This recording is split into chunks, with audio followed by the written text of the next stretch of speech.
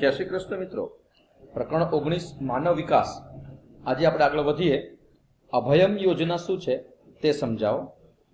તો મહિલા સુરક્ષા અંતર્ગત વિવિધ પ્રકારની હિંસાથી જે પીડિત મહિલાઓ, ખાસ કરીને ઘરેલું હિંસાથી તેમજ પોતાના વિકાસ માટે જરૂરી માર્ગદર્શન મેળવવા માંગતી મહિલાઓ એને માત્ર એક જ ફોન કોલથી મદદ મળી રહે તે માટે 181 અભયમ મહિલા હેલ્પલાઇન શરૂ કરવામાં આવી છે અને સમગ્ર ગુજરાત રાજ્યમાં આ યોજના કાર્યરત છે, તેને અમલમાં મૂકવામાં આવી છે. ગરીબ મહિલાઓને સહેલાઈથી ન્યાય મળે તે માટે નારી અદાલતોની સ્થાપના, મહિલાઓને સામાજિક, કાનૂની અને રોજગાર સંબંધિત જેટલી પણ સમસ્યાઓ છે એના નિવારણ માટે મહિલા કલ્યાણ કેન્દ્રો એની પણ રચના કરવામાં આવી છે. મહિલાઓના શારીરિક, માનસિક અને જાતીય શોષણ સામે રક્ષણ માટે સરકાર હવે ખૂબ જાગૃત બની છે અને એ અંતર્ગત સરકારે આ 181 અભયમ યોજના શરૂ કરી છે. તમે જોવા જાઓ તો સરકારી નોકરીઓમાં હોય, ખાનગી વ્યવસાયોમાં હોય, ઘર નોકર તરીકે કાર્ય કરતી જે મહિલાઓ છે એની જાતીય સતામણી થતી હોય છે. એ ન થાય અને એ સ્વતંત્ર રીતે કામકાજ કરી શકે એ માટે સંસદે કાયદો પસાર કરી મહિલાઓને સુરક્ષા બક્ષી છે. મિત્રો, આ 2 ગુણમાં પૂછાય અભયમ યોજના વિશે માહિતી આપો તો આટલું લખી શકાય. ત્યાર પછી મહિલા યોજના અંતર્ગત ભારત સરકારે ઘણા પગલાં ભર્યા.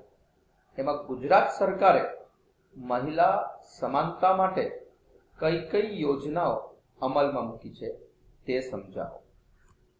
તો ગુજરાતમાં કન્યા કેળવણીને પ્રોત્સાહન આપવાના આશયથી શાળા પ્રવેશોત્સવ, ખાસ કરીને ગુજરાતમાં દર જૂન મહિનામાં જે સરકારી, ખાસ કરીને સરકારના શિક્ષણ વિભાગના અને અન્ય વિભાગના પોલીસ કક્ષાના જે આઈપીએસ કે આઈએસ ઓફિસરો હોય, રાજ્ય કક્ષાના રાજ્યના મંત્રીઓ હોય, તે જુદા જુદા પ્રકારની શાળાઓમાં પોતે હાજર રહીને શાળાનો પ્રવેશોત્સવ કરે છે. એ ઉપરાંત ગ્રામ્ય વિસ્તાર કે શહેરી વિસ્તારમાં ખાસ કરીને મ્યુનિસિપલ કોર્પોરેશનને હસ્તક કેટલીક શાળા હોય, નગરપાલિકાને લગતી હોય અથવા કે પછી જિલ્લા પંચાયત હસ્તક કેટલીક શાળાઓ હોય, એમાં કન્યા કેળવણી માટેનો રથયાત્રા, જેને કન્યા કેળવણી રથયાત્રા એની શરૂઆત કરી, જેના કારણે 100% શાળામાં મહિલાઓનું સાક્ષરતાનું જે નામાંકન થાય સાક્ષરતા માટે અને તેમને સાક્ષરતાના દરમાં વધારો કરેલો જોવા મળે છે. ગુજરાત આ કાર્યક્રમમાં સફળ રહ્યું છે. રાજ્યમાં 35%થી ઓછો સ્ત્રી સાક્ષરતા દર ધરાવતા જે ગામો છે, શહેરી વિસ્તારમાં વસતા અને ગરીબી રેખા નીચે જીવતા જે કુટુંબો છે, એની દીકરીઓને પ્રાથમિક શાળામાં અને માધ્યમિક શાળામાં પ્રવેશ મેળવતી વખતે વિદ્યાલક્ષી બોન્ડ આપવામાં આવે છે. એ ઉપરાંત સરસ્વતી સાધના યોજના અંતર્ગત દર વર્ષે 1.5 લાખ કન્યાઓને વિનામૂલ્યે સાયકલ આપવામાં આવે અને જે બહારગામ અભ્યાસ કરવા માટે જતી કન્યાઓ છે એને એસટી બસમાં મફત મુસાફરીની સુવિધા આપવામાં આવે છે.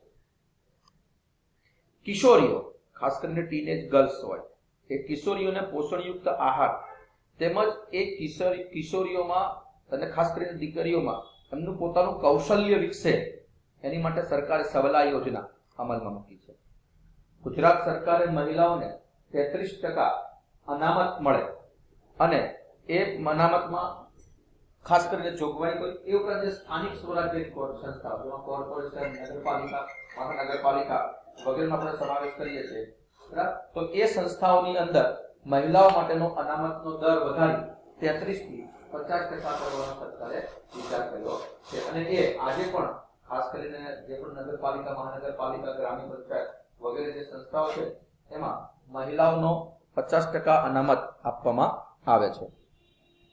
એ ઉપરાંત ખાસ કરીને શ્રમજીવીઓ અને જે નિરાધાર મહિલાઓ છે એ પાછલી ઉંમરે પોતાનો જીવન નિર્વાહ માટે પેન્શન મળે, એમનું ભવિષ્ય સુરક્ષિત રહે અને એ ખરી શકે તે માટે રાષ્ટ્રીય સ્વાવલંબન યોજના અમલમાં મૂકી છે. ઉપરાંત નિરાધાર વિધવા મહિલાઓ એ ઓશિયાળું જીવન જીવવા લાચાર ન બને એ માટે તેમને આર્થિક સહાય આપવામાં આવે છે. મહિલાઓને આર્થિક રીતે પગભર બનાવવા માટે સખી મંડળ દ્વારા સરકારે મિશન મંગલમ યોજના અંતર્ગત આર્થિક સહાય કરે છે. એ ઉપરાંત મહિલા એના આરોગ્ય માટે ઈ મમતા ઇન્ટરનેટ દ્વારા મમતા કાર્યક્રમમાં મોબાઈલ ટેકનોલોજી સગર્ભા જે માતા છે એની નોંધણી કરે છે. પછી એમને મમતા કાર્ડ આપે છે, જેમાં શિશુ અને પ્રસૂતિ સંબંધિત મૃત્યુદર ઘટાડવા માટેની પહેલ સરકારે કરી. તેમજ નિયમિત આરોગ્યની તપાસ થાય અને સારવાર થાય. બાળકના જન્મ પછી પણ રસીકરણના કાર્યક્રમો દ્વારા માતા અને બાળકની તંદુરસ્તીનો પૂરતો ખ્યાલ રાખવામાં આવે. બેટી બચાવો અભિયાન, એના દ્વારા જાતિભેદ, જેન્ડરમાં પ્રોબ્લેમના બાળક, દીકરો અને દીકરી એક સમાન, એની માટે બેટી બચાવો, બેટી વધાવો અને બેટી પઢાઓ સ્ત્રી સશક્તિકરણમાં અગત્યનું યોગદાન ગુજરાત સરકારે આપેલું છે.